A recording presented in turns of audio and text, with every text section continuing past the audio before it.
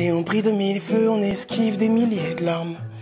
Regarde-moi quand tu danses, regarde-moi quand tu danses.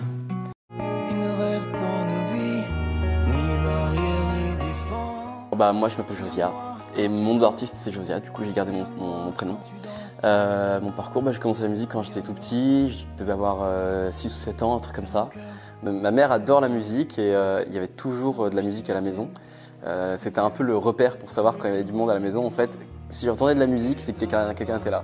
Sinon, c'est que j'étais tout seul, quoi. Vraiment, c'était vraiment la musique à fond tout le temps dans la maison. Ouais. Et d'ailleurs, la raison pour laquelle j'ai fait de la musique au tout début, c'est ma mère qui nous a inscrits en fait, mon frère et moi au conservatoire en fait. Et puis l'idée c'était de faire la guitare au départ.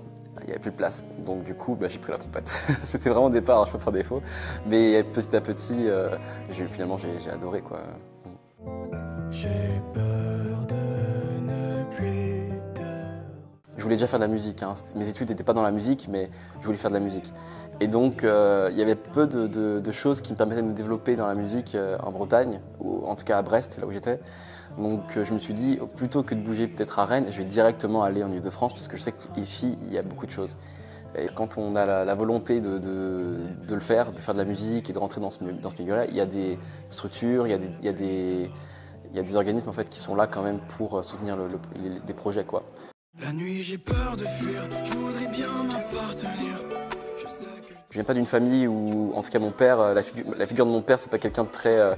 qui va donner ses émotions, il est assez renfermé. Et donc peut-être pour moi, je sais pas, je réfléchis, je me dis, si je dois me psychanalyser, tu vois, ce serait peut-être une façon pour moi d'extérioriser des choses, puisque je l'ai pas entre guillemets appris peut-être chez moi, je sais pas. Je me suis lancé dans le vide, je pensais savoir où aller.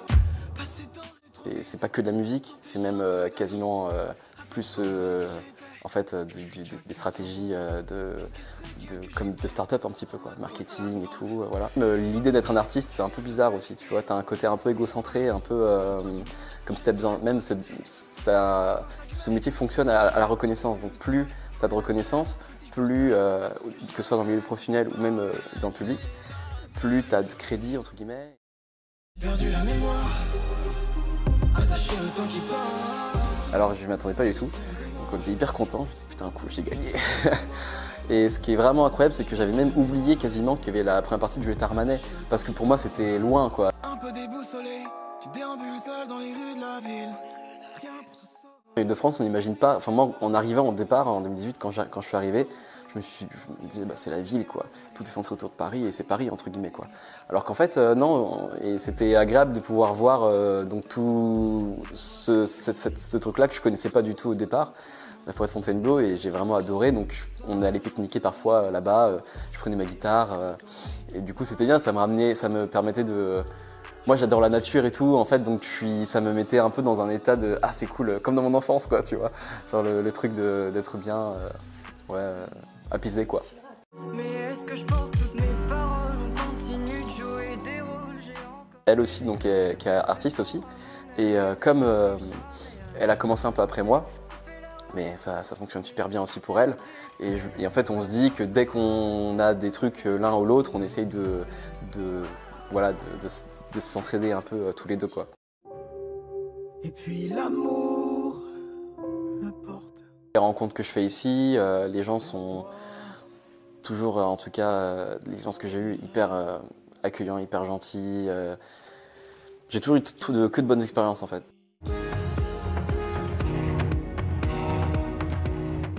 Oser en cinéma, ça veut dire, c'est une invitation à entreprendre peut-être, ou à sortir des sentiers battus, c'est comme ça que je le vois, une forme de liberté quoi, tu vois. Ouais.